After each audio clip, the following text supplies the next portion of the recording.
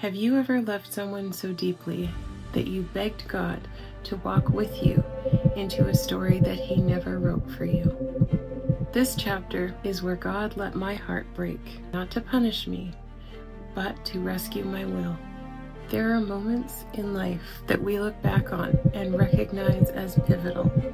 This was one of those moments for me, especially in my walk with God. I was young, I loved the Lord, and I genuinely wanted to follow Him, but I was also headstrong. Nothing in my life had ever been done simply because it was expected. I always needed conviction and meaning. When I did something, I did it wholeheartedly. This decision would be no different. A strong will can be a powerful instrument in the Father's hand, but often only after it passes through breaking. It was as if in that season, I kept saying to the Lord, I want you with me, but here is what I want. Here is what I'm going to do. Please be with me in it. And the Lord didn't withdraw. In my heart, I sensed Him take my hand with this gentle, knowing affection. My darling, determined child, I know you feel you must walk this road. I am here, and I will love you through the parts that will break you. And when it's over, your will, it will be mine. If you're ready to walk with me into this chapter, here we go. So this is the night I had to risk breaking my parents' hearts, just to tell the truth. I remember sitting on my bed after asking my parents to come into my room. I told them I had something difficult to share. I remember the tears, the trembling, not because I feared their reaction, but because I feared hurting their hearts. Protecting hearts is something I instinctively tried to do, something I was used to being successful at. My parents loved me deeply. I knew that my pain would become their pain. And because they already cared about Sam, his confession would wound them too. With what felt like all of our hearts in my hands, I took a deep breath and told them what Sam had revealed. Their shock was evident, but they steadied themselves. They remained composed and compassionate, not just toward me, but to Sam as well. My dad was solemn, careful not to say too little or too much. Spiritually sobered, I would call it. His counsel was simple. Guard your heart as much as you can, he said, and he needs to clear up his past. And my mother, empathetic as always, held space for every emotion in the room. Mine, hers, my dad's, and even Sam's, even though he wasn't technically in the room. I was 20 years old. My parents had always respected me, and I respected them. They had raised me with values, lived them out in front of me, and now my decisions were between God and me. They didn't control or interfere. They reminded me of the moral ground that I stood on. They covered me with prayer, and they held me with love. Knowing that they were praying gave me comfort, but it didn't silence the storm inside me. So this is the moment that I decided what to do with Sam's confession and with my own heart. I didn't leave Sam waiting long for my answer. I was hurting deeply, but so was he. I didn't see him as someone who had schemed to deceive me.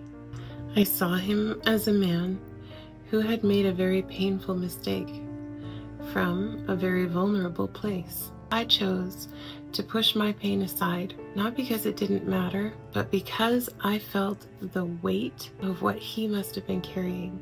I was more afraid of abandoning him in his brokenness than I was of the betrayal itself.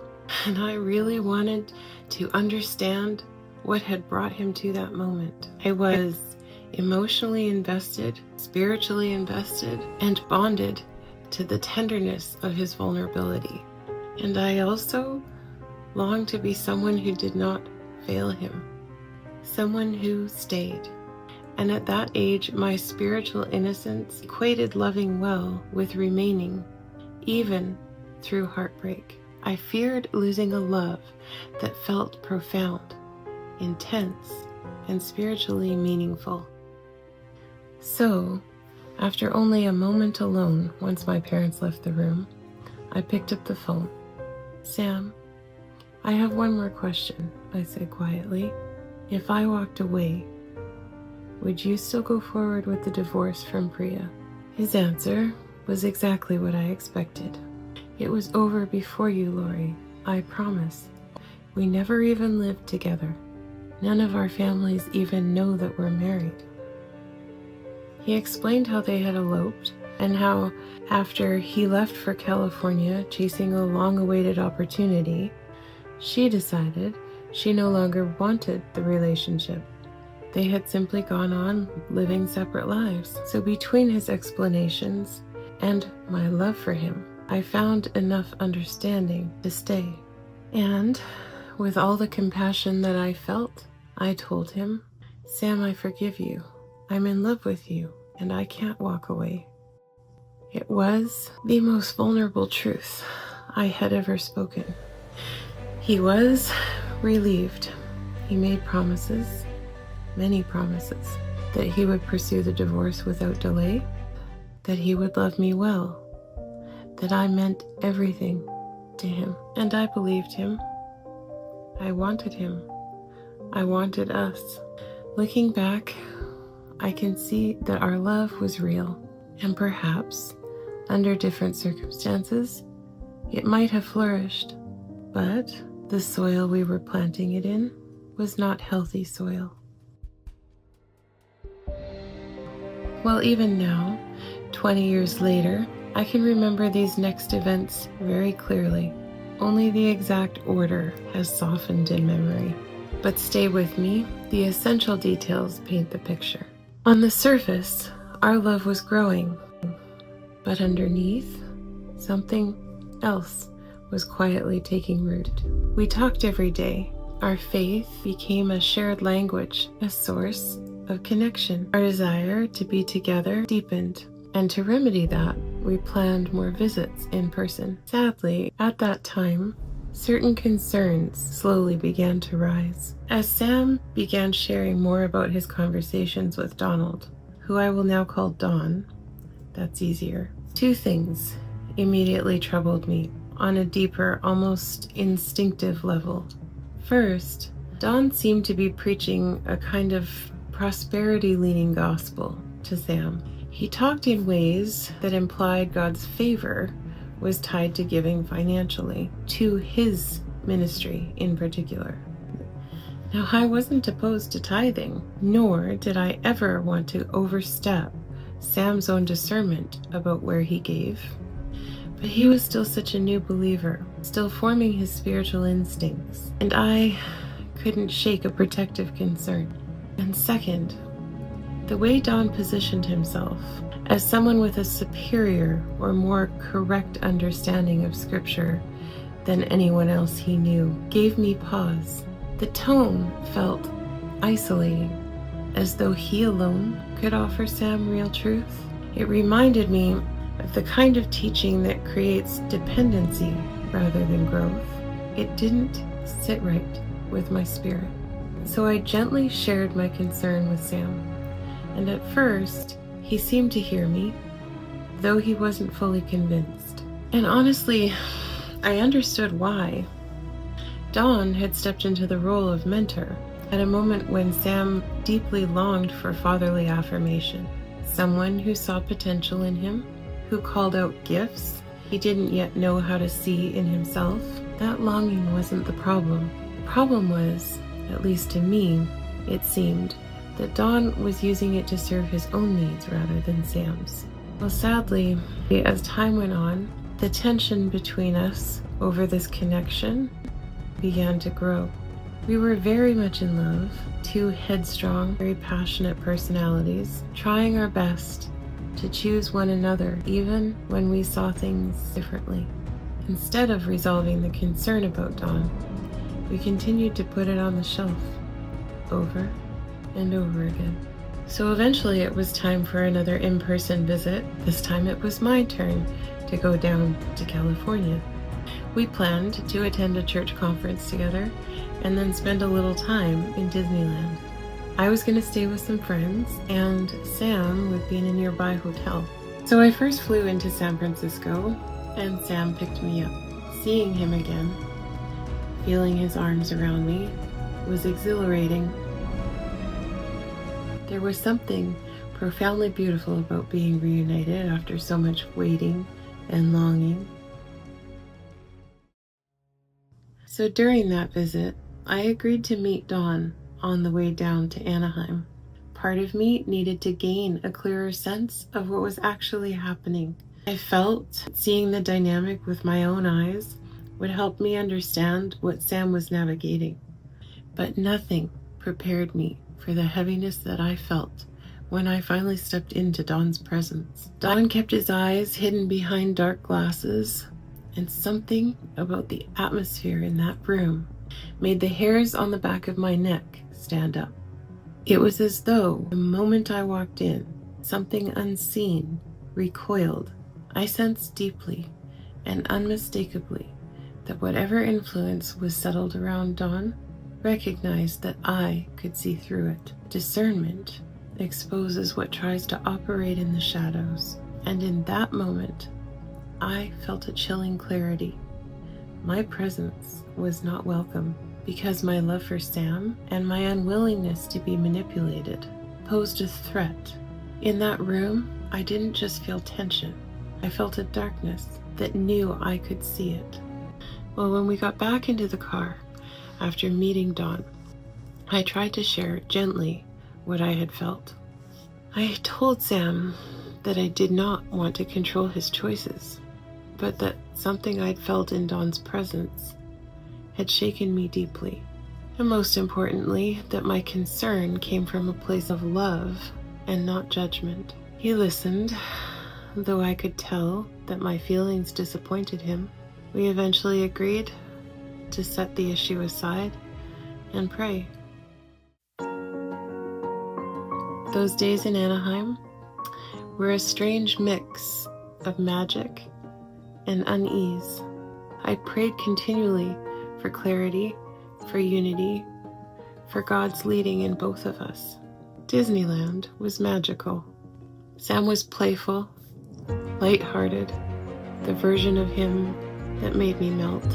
His smile, his laughter, his arms around me. I felt enchanted by him.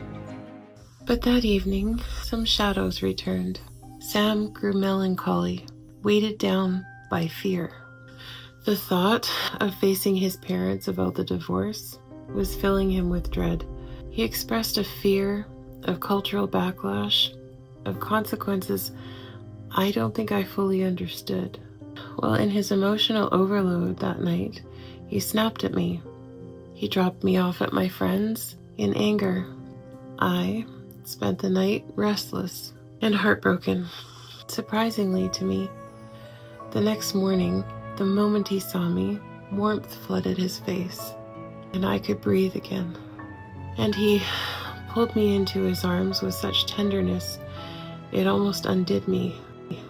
"I'm so sorry," he whispered. "You didn't deserve that." I forgave him easily. I understood the conflict he was facing. For the rest of my visit, he was present, loving, and attentive. And by the time I left California, our bond was even stronger.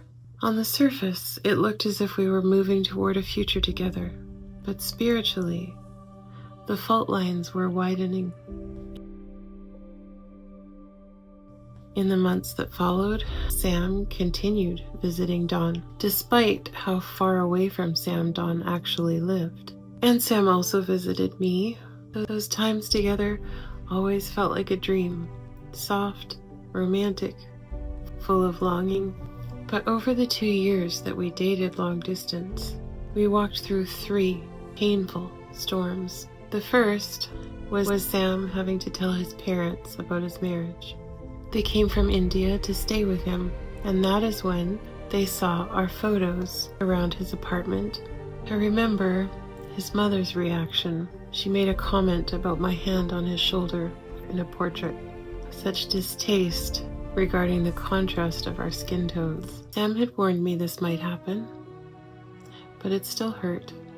Second was when Sam decided to confess everything to Dawn. When Sam told Dawn the truth, his reaction was severe. He implied curses, condemnation, and even insisted Sam stop communicating with me until the divorce was final. While part of his instruction aligned with moral clarity, something in his tone and eagerness felt self-serving to me, which was another red flag. Sam did tell me he felt we should stop talking, and though I was devastated, I allowed him to follow his conscience. And the third most difficult storm was the breaking point. Not long after Sam had stopped talking to me, he felt broken by the separation. I remember him calling me, telling me he just could not keep me at a distance anymore. And the closeness between us returned, beautifully, but briefly. Still can't pinpoint the exact moment things shifted. I only know that somehow the dynamic with Dawn and the impasse it created between Sam and me became a growing, unspoken weight in our relationship. Dawn was taking up more and more of Sam's weekends. And every time Sam returned from being with him, something in his demeanor toward me would change.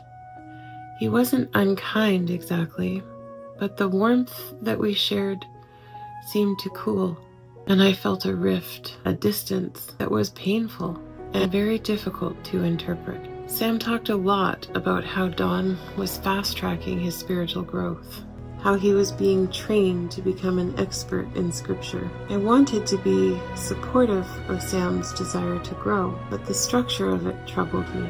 Dawn's ministry operated independently, without the balance of broader community, mentorship, or oversight. And although it wasn't about the money itself, the way Sam described giving to Dawn felt different from the quiet, humble way that we're taught to give. There was a sense of personal allegiance attached to it. None of it was overt enough to make a clear case, but my concerns were real, and over time, the rift between us began to take its toll. Then one day, after a painful argument where neither of us could bridge the gap, Sam withdrew completely. If memory serves me, he told me that it was best if we ended the relationship. I was devastated, to say the least. I remember waking up the next morning, feeling physically ill, as if grief had settled not only in my heart, but in my whole body.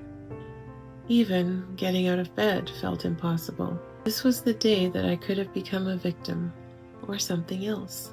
As deep as that wound was, it became a place where God did something in me. I felt so wounded by Dawn's influence and betrayed by Sam's coldness.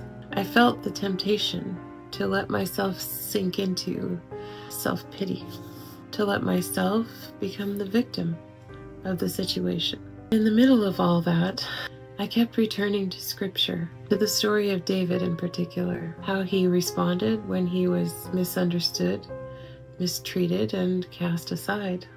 Somewhere in those days of prayer and heartbreak, the Lord spoke something firm but tender to my inward being.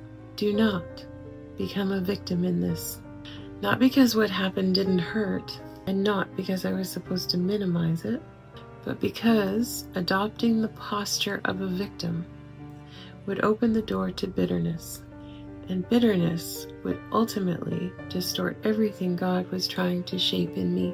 Slowly, compassion began to rise in me again, for Sam at first, and surprisingly, even a little for Dawn.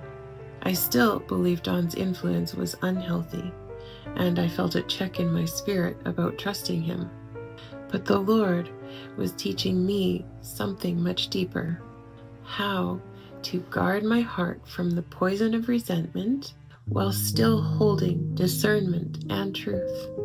It wasn't the end of the story, but it was the beginning of a transformation in me, one I didn't yet recognize, but one that God was indeed preparing for the journey ahead. I thought the journey with Sam might be over, but God knew that my heart was not done with him yet. So he was already writing the next scene. Well, as the days went on, even in my heartbreak, the Lord ministered to my fragile inner being. I did not know it then, but he was strengthening me for what lay ahead. And another church conference approached, and the Lord provided everything I needed to go. I didn't know if Sam would be there, but I knew I needed to be there. My mother came with me. My sister may never forgive me for this, but I genuinely can't remember if she was with us. I was determined to go, but I was also overwhelmed with nerves, considering the possibility that Sam might be there. And then, two remarkable things happened. First, we booked our usual hotel, unaware that Sam had also booked a room there. Second, and this is the good one, I still have to smile at the Lord for this one. In a gathering of 4,000 to 5,000 people with assigned seating, Sam was placed in a section directly to our right and one row back, with a very clear view of me. That entire service went over my head. My heart pounded the whole time. I could feel him watching me. I have always been able to feel when Sam's eyes are on me, even without looking. The question was, would Sam approach me? Well, he was too nervous to approach me, but he approached my mother first. It was a very long conversation. It infuriated me. Well, eventually, I forced myself to join them, and whatever I said must have come out sharper than I intended, because he laughed gently at me and told my mother, "Looks like she needs some protein." It was such a Sam thing to say, and somehow it made me soften. Of course, my mother left us to speak alone, and the moment he smiled at me, I melted inside. I rolled my eyes, but I was smiling too. He always knew how to reach my heart. I don't remember how much more was said at the conference center, but I do remember us standing on a bridge somewhere. I believe it was between two buildings of the hotel. Since we were staying in the same one, we were able to find a place to go and talk, and we did. That is where Sam told me that being apart from me had been agony. He couldn't get me out from under his skin, that he loved me and had never stopped.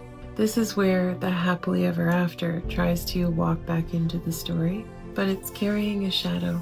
I asked if we got back together because our separation had been so terribly painful for me. I did not know how to let him back in and then lose him again. So I asked very specifically what we were going to do about Dawn. Sam told me that I was the love of his life and he wanted me as his wife. I knew, and he asserted, that the divorce had been finalized during our time apart, so he was now free. He wasn't proposing, not yet, but he wanted me to know that his intentions were in that direction and that they were sincere. And then he said something that sealed the moment for me. If you, as my wife, gave Dawn a fair chance and still felt that there was something wrong and were not comfortable to remain there, then I would follow and have to honor your feeling. I was careful to clarify that he meant what he was saying. I will always put my wife first, he said. It's required by the Lord. He said it tenderly, looking at me with affection and intensity at the same time. It was a promise that he would not keep, but in that moment, I believed him. My heart needed to believe him. I simply could not imagine life without him. I remember standing on that bridge, his arms wrapped around me, his kiss carrying the weight of love and longing. And in that moment, I just let everything fall away. I chose him again, completely, with my whole heart. So this was the beginning of a love story that would be very intense and at times very beautiful, and ultimately the most tumultuous and painful relationship I have ever known. Well, in the next episode, I will take you into what happened after I said yes to that kind of love. What does it look like when God lets you walk into the very thing that will break you, and He still refuses to abandon you there?